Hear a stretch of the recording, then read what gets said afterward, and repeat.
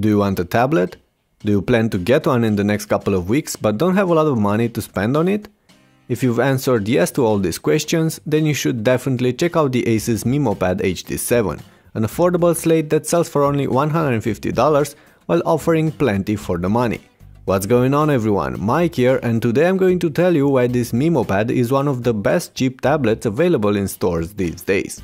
So without any further ado, let's get started with the review. The MeMO Pad 7 is a neat 7-inch tablet. There's nothing really fancy about it, but I did like this device from the moment I got it out of the box. It feels solid in hand and fairly grippy too, so there's really nothing I can complain about in terms of design and build quality. Except for one thing. The sides are a bit weird, as this black element doesn't integrate seamlessly with the white part on the back.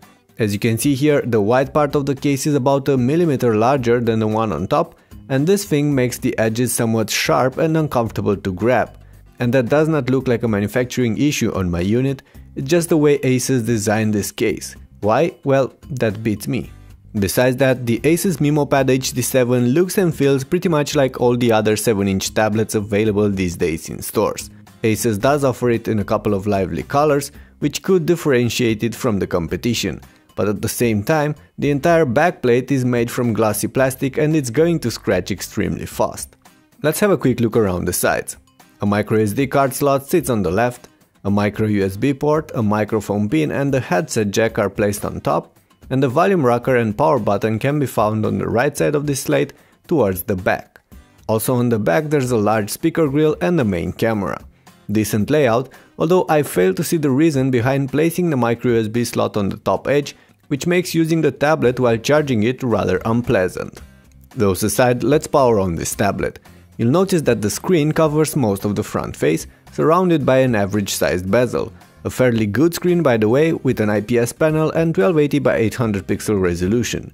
That makes for a sharp display and the brightness, contrast and colors are overall quite good. In fact, considering this MeMO Pad is actually a cheap tablet, I can say I'm impressed. There is one thing missing though, a light sensor, so you'll always have to adjust the brightness manually, but I'm pretty sure you can live with that. Anyway, there are usually two important trade-offs you're making with affordable slates. They have poor screens and perform badly. The MeMO Pad HD7 Ace is a great screen for its class, and it's not that shabby when it comes to performances either.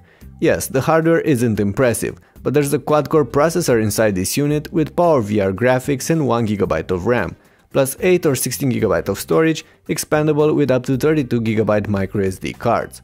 Overall, the MeMO Pad is an average performer, so you can't really throw anything at it and expect it to work flawlessly. Something confirmed as well by the numbers scored in synthetic benchmarks, if that's something you're interested in. In everyday use, the MeMO Pad HD7 is fairly fast, as long as you know what it can do and what it cannot. You can browse between several tabs on this one, listen to music, watch all sorts of movies including Full HD MKVs and even play games. Still, try to stick with less demanding titles, as things like GTA Vice City or Real Racing 3 won't actually run smoothly, but they won't on any other slate that sells for $150. Anyway, I'm constantly reminding you the price for this slate because it is extremely important here. I want you to understand that if you have the money, there are surely better tablets out there these days. But if you're on a tight budget, your options for something above average are quite limited. Back to our review, it's worth mentioning that this tablet runs Android 4.1.2, so not the latest version of the OS, but that shouldn't bother you much. Asus minorly tweaks the interface, rearranging the navigational buttons, which are by the way integrated within the screen and not separated. It also bundles a different notification panel, some widgets and a bunch of their own apps, like Asus Artist, Story, File Manager or the Audio Wizard. We won't get in depth here, I'll let you discover this for yourselves. One thing can be said though, you might actually use them. Bottom point, the MeMO Pad HD7 is decently snappy. Of course, it will show its limits when it comes to multitasking between many opened apps or running complex games, and there's still lag and occasional stuttering even when performing everyday tasks. But hey, this one performs actually smoother than I was expecting when I first got it out of the box. And there are several other things worth mentioning. For instance, the speakers are pretty good, pushing punchy sound. You can of course tweak the output with the Audio Wizard app, but that can lead to distortions at high volumes.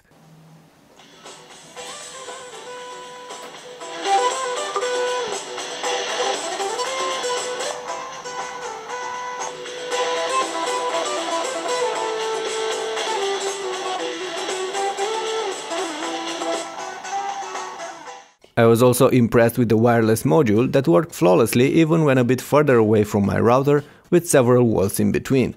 On the other hand, the MeMo Pad only offers Wi-Fi and Bluetooth, while lacking things like NFC, cellular connectivity or even USB on-the-go support, at least on this version that I got to play with. The MeMo Pad offers some cameras as well. The one on the front records rather smudgy clips, but alright for video calls. The one on the back can take 5MP shots and 1080p videos, but don't expect too much, they are far from impressive. The interface, however, is fairly nice, and Asus did bundle it with plenty of options, filters and manual settings to tweak. Anyway, have a look at the pics and the clips and let me know what do you think.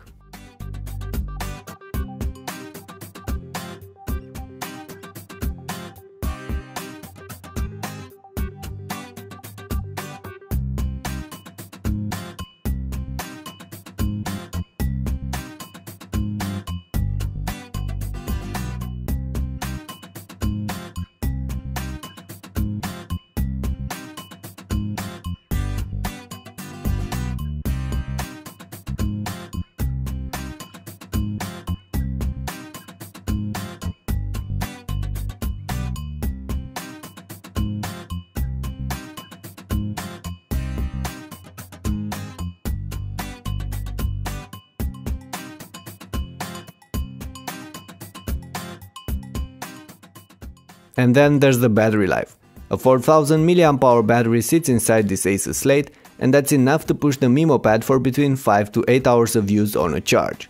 Adjusting the screen's brightness has a big impact on that, and of course the types of apps you're going to run. But you're still getting about 5 hours of gaming and 6 of looping a 720p video file, all on 100% brightness. And if you want to squeeze some extra juice out of this Slate, you can activate the smart saving mode and customize it from the power manager included by default. In the end, you're really getting a whole lot with this tablet for 150 bucks. That's for the 8GB version. The one with 16GB of storage will be a bit more expensive, but the MeMo Pad will have to face a handful of other affordable slates. Among them, the Nexus 7 is for sure the most cunning, although it is pricier. Still, we'll talk more about that in a future clip, where we'll pitch the two one against the other, so stay close. For now, it's time to draw some conclusions. A while ago I tested the MeMo Pad 7 and I was not impressed.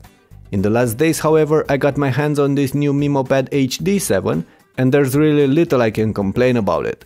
Yes, it's far from perfect, it suffers from some rather stupid design flaws and it gets sluggish from time to time. Even so, you can't actually find anything better for $150 right now, especially if you want a premium brand Slate. And if that's all you can spend for a brand new device, you should definitely check this one out. With that in mind, it's time to end the video. Thank you for watching and let me know what you think about this Slate in the comments below. And of course, if you liked this clip and found it useful, make sure to hit that thumbs up button and share it around, that would help me a lot. Anyway, I'll catch you later, but stay tuned. I'll have some other clips with the MeMo Pad posted on the channel in the next days, and you don't want to miss those.